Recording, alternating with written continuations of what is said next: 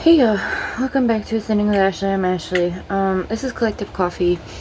I've kind of been disassociating a little bit in the past, since I've been sick, a couple weeks.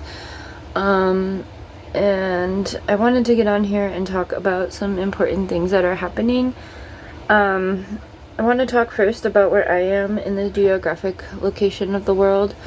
I'm in Arizona, and, the government has just started hauling uranium through Navajo land, yesterday? I think it was yesterday. The president of the Navajo Nation is against it, and they are talking about blocking the highways. It's not going through my town, but it is going through Flagstaff, which is the nearest urban area for us. Flagstaff isn't it's nowhere near the size of Phoenix, but it is an urban landscape. And so they are going from east of Flagstaff right through Flagstaff, which is kind of surprising. And then they're going up north, past the Grand Canyon and into Utah.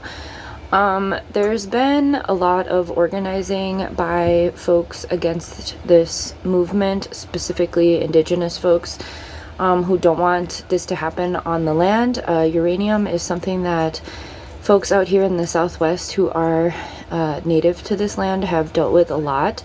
I still have a lot to learn about this, but I did want to get on here and just say that I am in full solidarity with the Navajo Nation and the folks that are affected by this. I don't count myself out of the affected area because it is very close. If there were a spill to happen, I'm sure our town would be impacted.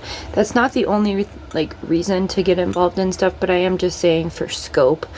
This is very close, right?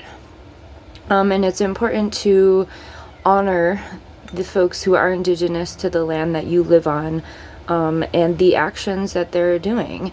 I myself am not going to be blocking the highway on the front lines, but I will support the efforts any way I can by donating goods for folks or getting the information out or things like that. That's what solidarity looks like, and mutual aid as well. So I'm not sure, this is really new development is in the fact that they've started moving it. It has been an organized front for a while. Clee Benally, I mentioned him a few months ago. He was a huge indigenous organizer, anarchist here, Dene, he's Navajo, and he worked with the indigenous anarchists and other folks who were part of the No Hall efforts, which is the organization or frontline movement for the uranium to not be moved through the Navajo Nation.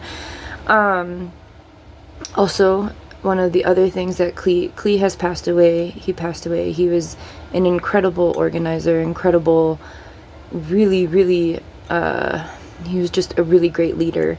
But another thing that he worked on organizing is another thing that happens in Flagstaff, called the Snow Bowl. It is a ski resort on the San Francisco Peaks, and the San Francisco Peaks are the mountains in Flagstaff, and they are, I don't know the precise number of indigenous tribes who honor that as a sacred land, but it's more than 10, I know that. It is a sacred land, and I don't want to say monument because that's a white colonized word, but it's a sacred space for these indigenous folks. And what Flagstaff and the Snow Bowl are doing is repurposing sewage water to make snow. And you know what? Because I am local, I just saw on Facebook that the Snow Bowl posted, it was in the middle of summer.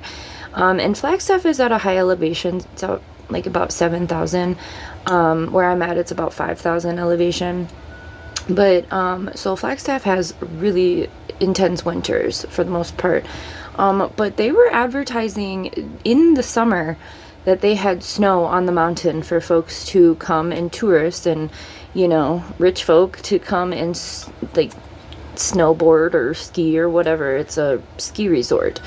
But the indigenous organizing around that has been that it's desecrating the sacred land, which it is, because they are repurposing sewage to turn into snow, which is fucking disgusting. It doesn't take a rocket scientist to understand that you probably shouldn't do that, right?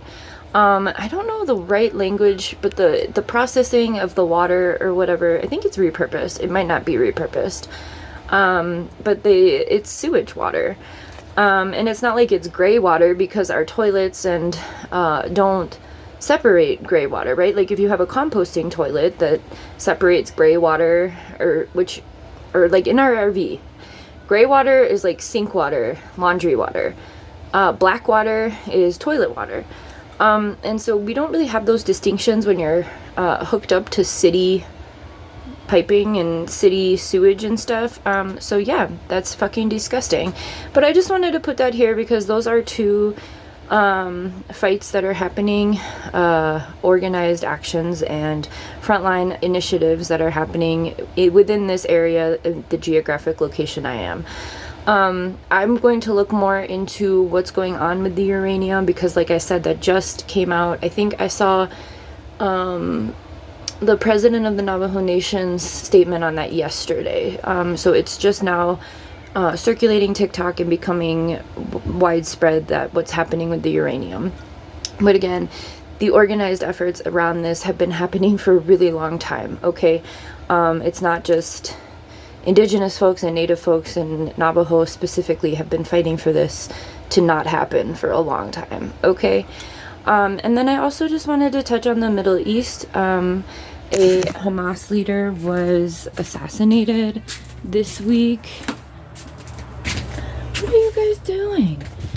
And apparently he was assassinated in Iran, and they've assassinated his family prior to him. They were trying to break him. So I think they've attacked his family twice and killed members of his family twice.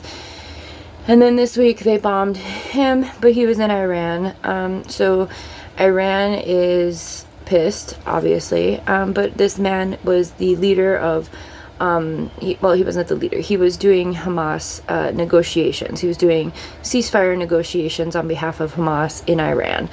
And I think what we need to recognize is that regardless of if you've swallowed the rhetoric or not that's been presented by the Western media and politicians and such, Hamas is a elected government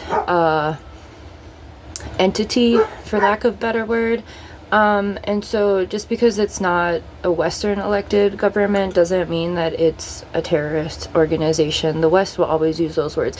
If you're wondering what that looks like in the media, I highly recommend watching V for Vendetta, because you can see how the word terrorist is used, and you get that backside look at how V is absolutely not a terrorist. And so it's an interesting perspective.